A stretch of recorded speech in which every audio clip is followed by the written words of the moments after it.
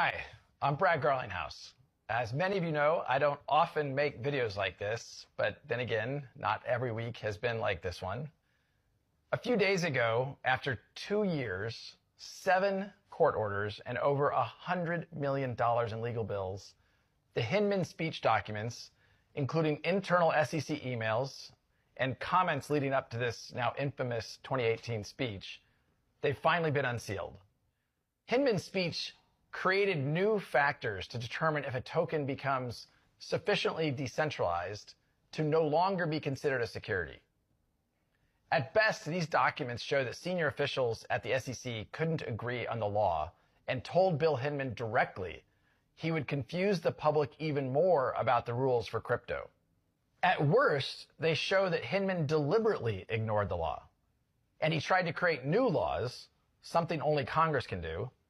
And while he was a public servant, Hinman received millions of dollars of payments from his law firm, which was part of an alliance with others that had a vested interest in this speech. This speech isn't about any one token or any one blockchain. This is about showing the extent to which the SEC has relentlessly pursued enforcement actions against crypto players while professing fake open arms and calls to come in and register, all the while lying about their so-called guidance.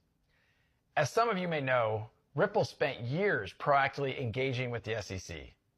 I personally met with Jay Clayton and Bill Hinman, with no lawyer present. Why would I need a lawyer if we were all coming together in good faith? We answered every question they had, and not once did they suggest to me that XRP was a security. We were fully transparent, not knowing they would then use this information against us. The SEC hit us with a surprise Wells notice saying they were considering suing us for breaking securities laws and still refused to provide specifics. To those that have recently been hit with their own Wells notices and lawsuits, this likely sounds all too familiar.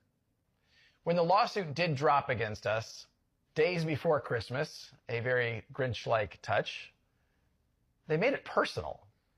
They sued Chris Larsen and they sued myself, alleging we should have known all along that XRP was a security. You can now see plain as day, they couldn't even agree amongst themselves.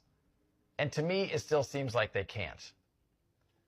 What we saw play out in our case is exactly what's still happening.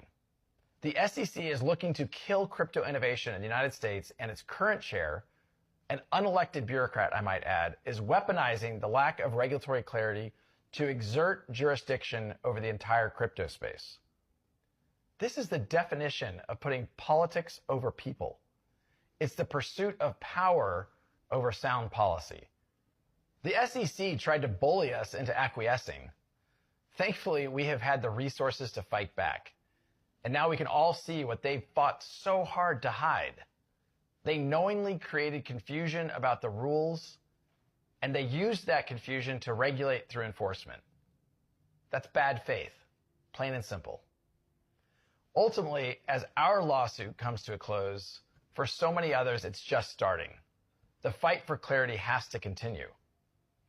I just want to conclude by saying to my colleagues here at Ripple, to my family, my friends, everyone who has supported us over the past 2.5 years, and certainly to the whole of the XRP Army, a very heartfelt and a very genuine thank you for that support.